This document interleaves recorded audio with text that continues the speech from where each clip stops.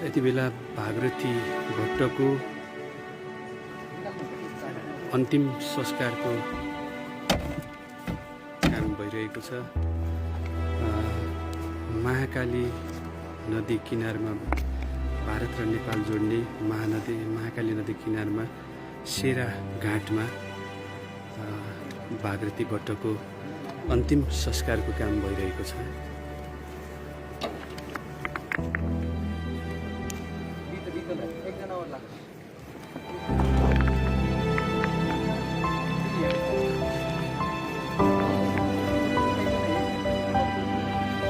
नेपाली संस्कार अनुसार भागरथीको पार्थिव शरीरलाई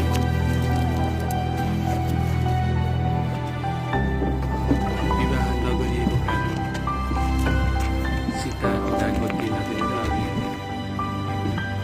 पुर्ने भन्ने नेपाली पौराणिकको हिसाबमा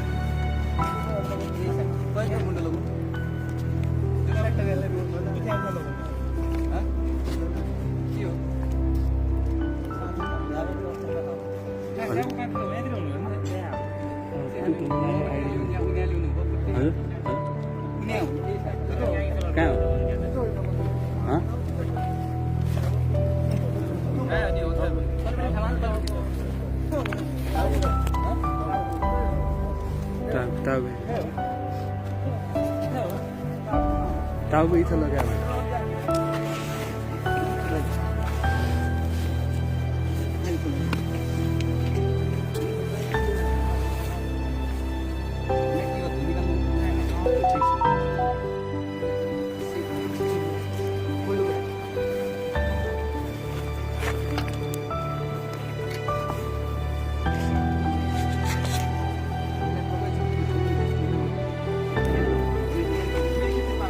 निकालिसक्यो राम्रो सर, यो कुहिने चिज नै हुन्छ। ओ हो सर, यो कुहिने चिज नै निकालिसक्यो राम्रो मेडिकल।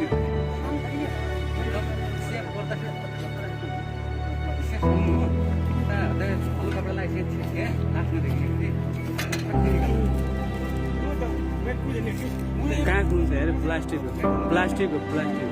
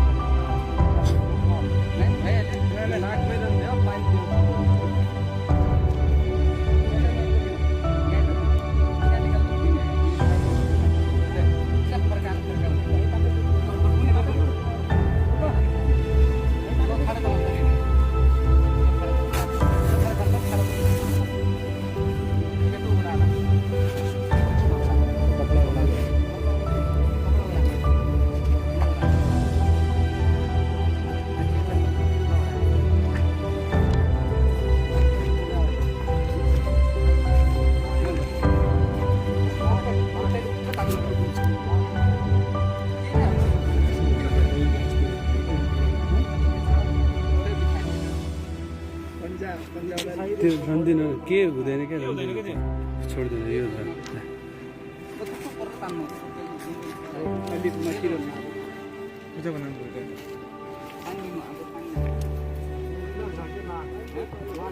उल्टा भ्या सुल्टा यसो पक्रा भने त्यो पछि कुरा के यसो गरौँ न कपडा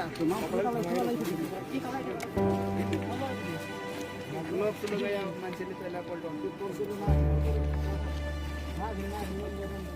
रन्दिए ठिक्क छ रन्दिए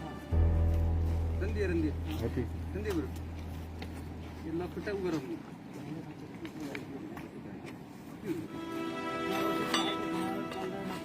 खुट्टा उ धाउ काट्छ के हो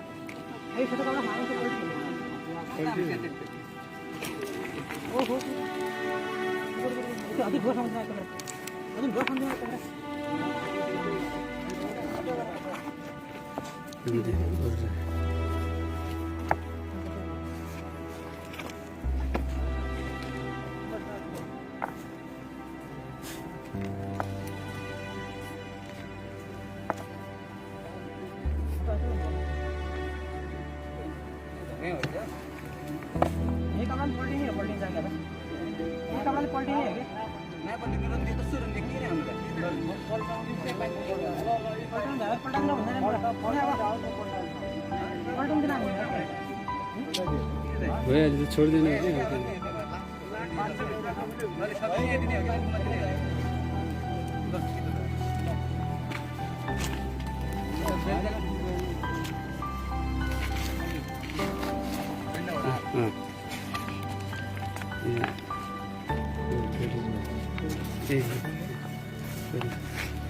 यहाँ भागरथीको सम्मानको लागि युवाहरूले अगुवाई गरिरहेका युवाहरूले सम्मानमा एउटा चेलीले नेपाली चेलीले आफ्नो चाहिँ देह त्याग गरेर एउटा जुन एउटा सन्देश अरूलाई पनि एउटा यस्तो नहोस् भन्ने सन्देश दिएको छ त्यसको लागि सम्मानको लागि भुवन कार्की लगायतको युवा टिमले झन्डा उडाइरहेको छ।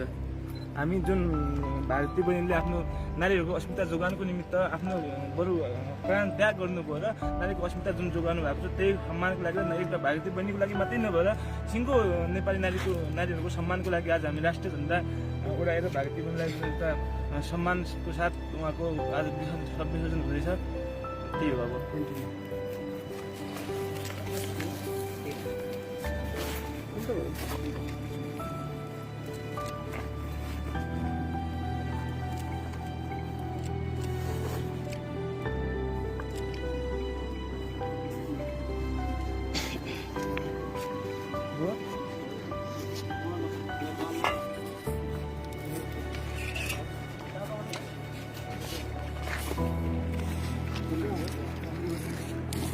बोल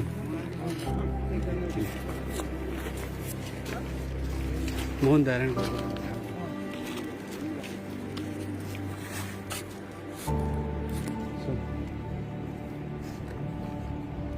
हामी भारतीय बहिनीको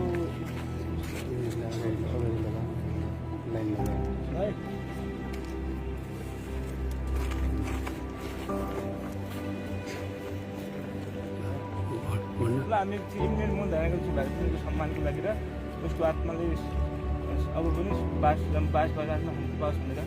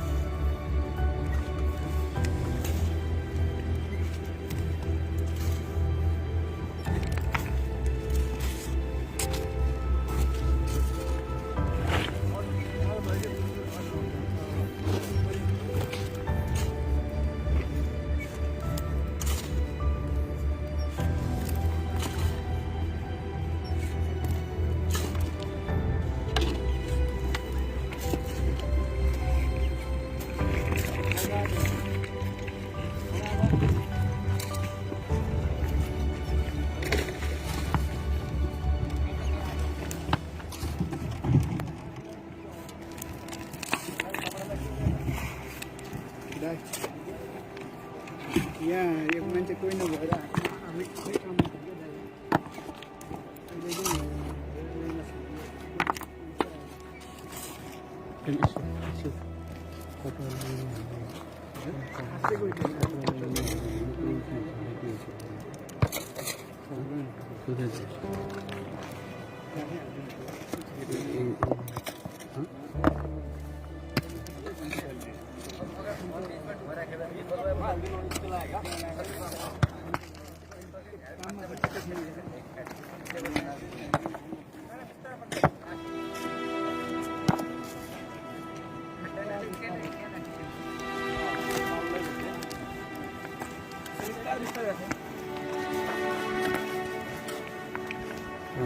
दर्शकवृन्द, यति बेला हामी मृतक भागरथी भट्टको शवलाई अन्तिम संस्कार गरिरहेको भिडियो तपाईँहरूमाझ राखेका छु। जुन भागरथी भट्टको अविवाहित भएको कारण धार्मिक मान्यता अनुसार दाह नजलाउने र चाहिँ एउटा गाड्ने भन्ने जुन मान्यता अनुसार यहाँ शव जलाइएको छैन।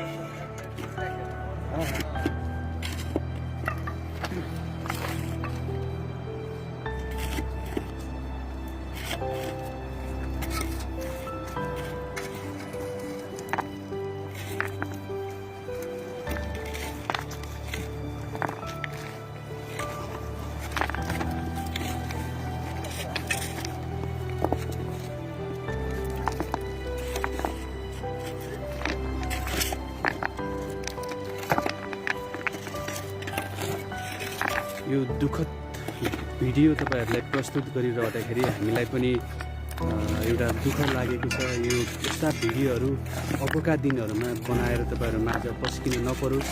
हाम्रो पनि चाहना छ भागरथीको आत्माले शान्ति पाओस्।